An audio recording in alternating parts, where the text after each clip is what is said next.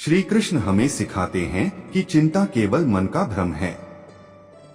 जब हम किसी चीज को लेकर अत्यधिक सोचने लगते हैं तो हमारा मन डर और अनिश्चितता से भर जाता है। लेकिन गीता में श्री कृष्ण स्पष्ट कहते हैं कि चिंता करने से कुछ भी हल नहीं होता। उन्होंने अर्जुन को युद्ध के मैदान में यही सिखाया कि जो होना है वह होकर रहेगा, इसलिए अनावश्यक चिंता करना छोड़कर अपने कर्म पर ध्यान दो। श्री कृष्ण के अनुसार चिंता इसलिए आती है क्योंकि हम भविष्य को नियंत्रित करना चाहते हैं।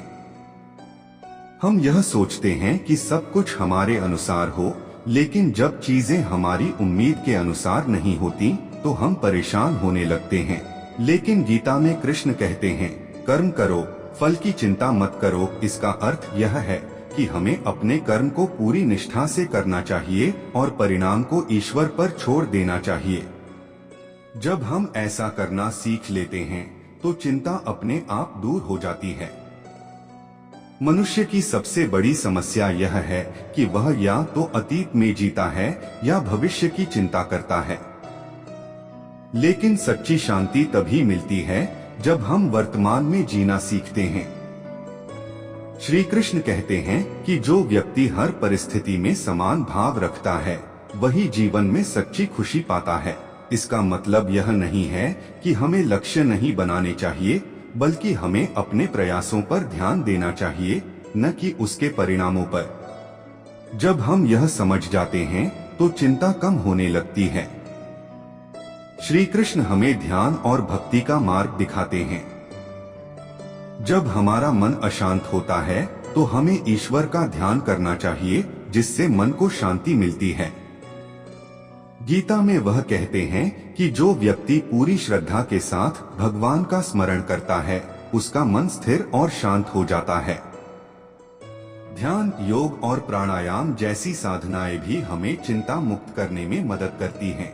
जब हम गहरी सांस लेते हैं और अपने विचारों को नियंत्रित करना सीखते हैं तो चिंता धीरे धीरे कम हो जाती है। इसके अलावा श्री कृष्ण हमें सिखाते हैं कि जीवन में संतोष रखना बहुत जरूरी है। जब हम संतोषी होते हैं तो हमें चिंता करने की जरूरत ही नहीं पड़ती। चिंता तब आती है जब हम जो हमारे पास है उससे खुश नहीं होते और हमेशा कुछ और पाने की दौड़ में लगे रहते हैं। लेकिन अगर हम यह समझ जाएं कि ईश्वर हमें वही देता है जो हमारे लिए सही है, तो चिंता स्वतः समाप्त हो जाती है। श्री कृष्ण यह भी कहते हैं कि चिंता तब आती है जब हम स्वयं को भौतिक चीजों से जोड़ लेते हैं। हम सोचते हैं कि धन, प्रसिद्धि और संपत्ति ही जीवन का असली उद्देश्य है, लेकिन ये सभी चीजें नश्वर हैं। जब तक हम इन चीजों के प्रति आसक्त रहेंगे तब तक चिंता बनी रहेगी। लेकिन जब हम इन चीजों से ऊपर उठकर अपने जीवन का सच्चा उद्देश्य समझेंगे तब हमारी चिंताओं का अंत हो जाएगा। श्री कृष्ण हमें यह भी सिखाते हैं कि हम अपने विचारों को नियंत्रित करें। यदि हमारा मन नकारात्मक विचारों से भरा होगा तो चिंता बढ़ेगी। लेकिन अगर हम अपने मन को अच्छे विचारों, प्रेरणादायक पुस्तकों और सकारात्मक संगति से भरेंगे तो चिंता धीरे धीरे दूर हो जाएगी।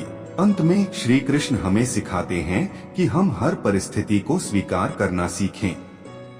जीवन में हमेशा सुख दुख आते रहेंगे, लेकिन जो व्यक्ति उन्हें समान भाव से देखता है वही सच्चा ज्ञान प्राप्त करता है।